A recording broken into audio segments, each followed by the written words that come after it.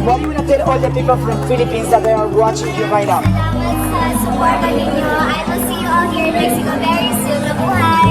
Mabuhay, have a great day! Napigilan mapaiyak ng Team Philippines nang makita at makaharap nila si Chelsea Manalo sa backstage after ng coronation night ng Miss Universe.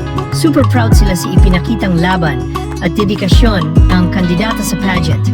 Gayunman nanghihinayang sila at di na umabot pa sa top 12 ang kandidata para ituloy ang laban sa corona. Gayunman naniniwala sila na isa dapat si Chelsea na napasama sa semifinals. Samantala, ipinagkaloob naman kay Chelsea ang titulong Miss Universe Asia 2024. Ito ang kauna-unahang titulo na idinagdag ng Miss U organization ngayong taon.